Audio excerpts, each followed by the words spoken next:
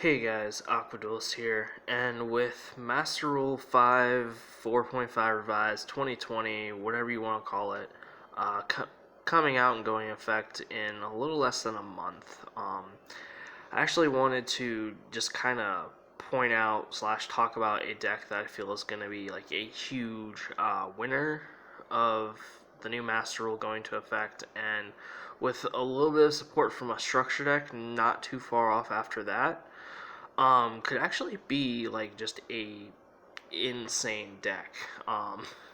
This is a little archetype that's very near dear to me. I played for quite some time before the new Master Rule, and that is Aqua actresses. So not a lot of people really know about these. I think it was only in like two. I think it was in two episodes of Arc 5, if I remember correctly. Like two, maybe three. I can't remember how many, but it was like very, very slim. Um, these cards are kind of crazy, and they're kind of supportive, meaning like you want to mix them with other just generic water stuff, or like another little water archetype if you want to. But I just want to like briefly go over just their effects, and then kind of like why I feel like, in a sense, why I feel that this archetype is just going to be so much better in the near future, and some of the things that kind of go with it, kinda, or but yeah. Um, so you have Tetra is a level 1, so you can get this out with 1-for-1. Adds any of the aquarium cards, which we'll get to in a minute. Guppy is level 2. Special summons a Aqua Actress from your hand. And since she's level 2 and an Aqua, you can use this for Totally Awesome, which the Frog Engine works pretty well with this deck. So yeah, that's one thing we'll talk about here in a minute. And then we also have Arowana, if I can get it, which adds a Aqua Actress monster from the deck to the hand. And they're all soft once per turns. There's no hard once per turns on these, so they are kind of abusable.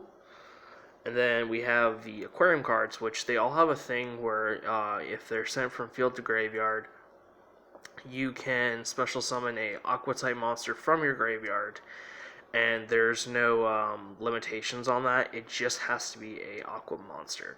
So Stage makes it to where your water monsters can't be destroyed by non-water monsters, and Aqua actresses are unaffected by your opponent's monster effects.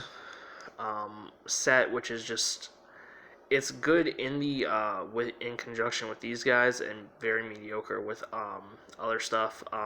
All water monsters get a 300 attack boost, and then water monsters you control get a 300 attack boost, and then your Aqua Actress gets 600. So yeah, it's nothing too insane there. But then we have Lighting, which if your Aqua Actresses do battle with an opponent's monster, it doubles their attack for the damage step. So yeah, it's pretty hilarious when a little level 1 fish who originally has 300 attack can just swing over a attack position Chaos Max. It's pretty freaking hilarious. Probably won't ever see that happen, but I've done it before, and it's pretty great. So yeah, that's just kind of what these do. So you can kind of see that they do offer support to other water monsters and other just water monsters in general, not just them. So they do have some sort of a support factor right there, and the idea is you want to mix them with other stuff because they're very small. The Frog Engine works really, really well, and of course, with the new Master Rule coming out, we can essentially make multiple Totally Awesomes turn 1, which is going to be insane. That's going to be really cool. Again, you could just play Paleozoic frogs like, just about everyone else. But Paleozoics and Aqua Actresses have different playstyles altogether, and for me personally, I've always really just had this fascination with, fish, underwater sea life, and acting was actually a major thing for me for quite some time, especially in my high school years. So that's why I'm particularly drawn to these more than Paleozoics. And I have played Paleozoics frogs, and they are really good. I do like them. It's just as an archetype, these hold more sentimental value to me. Um, so yeah, I feel like there's someone's gonna probably mention it. Why not just play Paleozoic frogs? But yeah. Um, so yeah, the frog engine will works really well with this, and then something else in the future that I'm looking forward to, because we do have the structure deck coming out. Haman, the Lord of Striking Thunder, actually works really well with this deck. Essentially, you get rid of get rid of 3 of your continuous spells here, and you almost get kind of like a soul charge effect, kinda. You get to bring back 3 of your Aqua monsters, which is really freaking cool. You put in defense, and then your opponent has to essentially out or swing over this 4,000 defense body, which is pretty crazy. It's freaking cool. But yeah, this is the only just strategy I've seen where just Haman actually just fits really, really well, and like it actually kind of just pluses off Haman, which is really, really cool. And Haman just kind of doesn't just sit there in a sense. Like he actually does something, which is really awesome. I'm hoping with the structure deck though that we do get like how do I say this?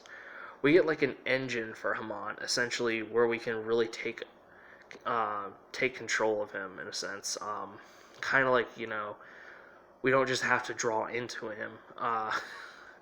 Like just a way to better get to him and just use him. I feel. But that's a hope. Hopefully, if it's possible. We don't know everything in the structure deck.